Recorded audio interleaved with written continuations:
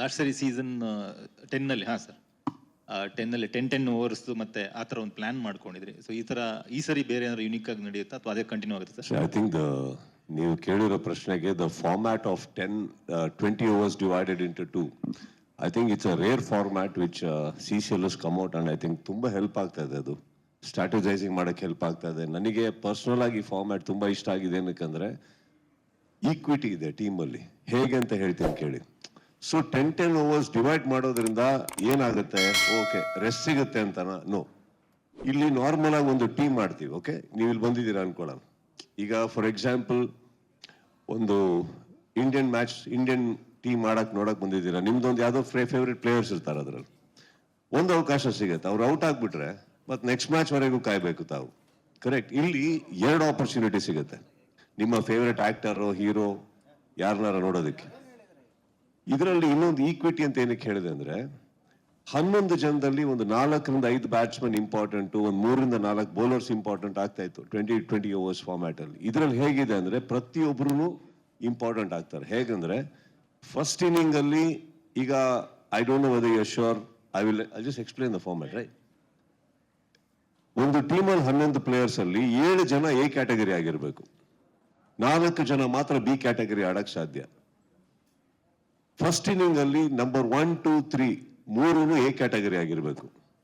ಅದಾದ್ಮೇಲೆ B category ಬರಕ್ ಸಾಧ್ಯ. But at one particular time cannot bowl or bat together. There has to be 1 A category together. Okay. ಇನ್ನೊಂದು beautiful ಏನಂತಂದ್ರೆ first inning ಅಲ್ಲಿ ಯಾರು 3 ಜನ ಓಪನಿಂಗ್ ಬರ್ತಾರೋ ಸೆಕೆಂಡ್ ಇನ್ನಿಂಗ್ ಅಲ್ಲಿ ಬರೋಂಗಿಲ್ಲ. ಅವರು ಸೆಕೆಂಡ್ ಇನ್ನಿಂಗ್ ಬೇರೆಯವ್ರು ಬರಬೇಕು. Same thing with the bowling also. ಯಾರು ಫಸ್ಟ್ 3 overs ಅಲ್ಲಿ ಬೌಲಿಂಗ್ ಹಾಕ್ತಾರೋ ಫಸ್ಟ್ 3 overs ಅದ ಸೆಕೆಂಡ್ ಇನ್ನಿಂಗ್ ಅಲ್ಲಿ ಬೌಲಿಂಗ್ ಮಾಡೋ ಹಾಗಿಲ್ಲ. ಸಪೋಸ್ ನಾನು ಹೇಳ್ತಾ ಇರೋದು 3 bowlers ನೀವು ಯೂಸ್ ಮಾಡ್ಕೊಂಡ್ಬಿಟ್ರೆ ಫಸ್ಟ್ ಇನ್ನಿಂಗ್ ಅಲ್ಲಿ, ಓಕೆ, ಸೊ ಅವಾಗ 3 over ಅಲ್ಲಿ 3 ಜನ ಬೌಲರ್ಸ್ ಲೆಕ್ಕ ಬರುತ್ತೆ. Correct. So those 3 bowlers cannot bowl in the first 3 overs of the second inning. So there is a huge competition here and a strategy. ನೀವು ಹೇಗೆ ಬಳಸ್ಕೋತೀರಾ ಒಬ್ಬ player. For example ನಾವು ಈಗ ರಾಜೀವ್ ಅನ್ಕೊಳ್ಳೋಣ. Okay, I am just taking his name. ಒಬ್ಬ tough hitter ಅಂದ ತಕ್ಷಣ second inning ಅವ್ರು ಓಪನ್ ಹೋಗಂಗಿಲ್ಲ. He has to come second inning ಅಲ್ಲಿ ಬೇರೆ ಆರ್ಡರ್ ಅಲ್ಲೇ ಬರ್ಬೇಕು. ಸೊ ಅದು ಟ್ಯಾಕಿ ಇರುತ್ತೆ, ಸ್ಟ್ರಾಟಜೈಸ್ ಮಾಡ್ಬೇಕಾಗತ್ತೆ. ಅಂಡ್ ಇವಾಗ ಇಮ್ಯಾಜಿನ್ ಮಾಡ್ಕೊಳ್ಳಿ, bowlers if you run out of bowlers for example next silent ಆಗಿರೋ ಕೇಳಲಿ. Hello Mahisha, silence please. ಈಗ ಸಪೋಸ್ ನಾನು ಹೇಳೋದು ಯಾವುದೋ ಒಂದು ಪೀಕ್ ಬಂತು ಬೌಲಿಂಗ್ ಅಲ್ಲಿ, ತುಂಬಾ ಟಫ್ ಸಿಚುವೇಶನ್ ಬಂದಾಗ ನಂದು 2 ಪ್ರೈಮ್ ಬೌಲರ್ಸ್ ಬಿ ಕ್ಯಾಟಗರಿ ಇದ್ದಾರೆ ಅನ್ಕೊಳ್ಳಿ. ಇಬ್ರು ಕೈಲಿ ಮಾಡ್ಸಕ್ ಆಗಲ್ಲ. ನಾನು ಯಾರೋ ಒಬ್ಬ ಮಾಡಬೇಕು, ಇನ್ನೊಬ್ಬ ಎ ಕ್ಯಾಟಗರಿ ಮಾಡಲೇಬೇಕಾಗತ್ತೆ. So these are the things as a captain we need to hold in mind. And this ಒಂದು ಬೇರೆನೇ ಸ್ಟ್ರಾಟಜಿ ಬರುತ್ತೆ ಗೇಮ್ಸ್ ಅಲ್ಲಿ. ಅಂಡ್ ಇದರಿಂದ ಏನಾಗ್ತಾ ಇದೆ ಅಂದ್ರೆ ಪ್ರತಿಯೊಬ್ಬರು ನಮ್ಮ ಟೀಮಲ್ಲಿ ಇಂಪಾರ್ಟೆಂಟ್ ಆಗ್ತಾರೆ. ಈಗ ಇವ್ರ ಕೈಲಿ ಅವ್ರ ಕೈಲಿ ಇವ್ರು 3 ಜನ ಬೌಲರ್ ಸಾಕು, ಈ 3 ಜನ ಬ್ಯಾಟ್ಸ್ಮನ್ ಸಾಕು, ಆ ಥರ ಬರೋದಿಲ್ಲ.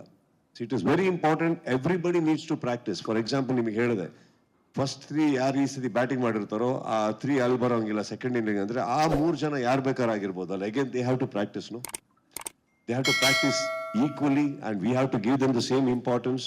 They have to have the same fitness. So I think this format is something which is giving an equity to all the players. So yaru nan sumne idini team alli anta ansak sadhya alla. Everybody I become very important. So I think I really love this. And again, what more, you will bandre, you are getting to see your favorite actor once again in the second inning. Suppose he just fails, you are getting an opportunity again. So I think that's a very beautiful thing, no? Latest ಹಾಗೂ interesting ಸುದ್ದಿಗಳಿಗಾಗಿ boss TV Kannada ಚಾನೆಲ್ನ subscribe ಮಾಡಿ. ಹಾಗೆಯೇ bell icon press ಮಾಡಿ. ಇದರ ಜೊತೆಗೆ Facebook, Instagram, X ನಲ್ಲೂ miss ಮಾಡದೆ ಫಾಲೋ ಮಾಡಿ.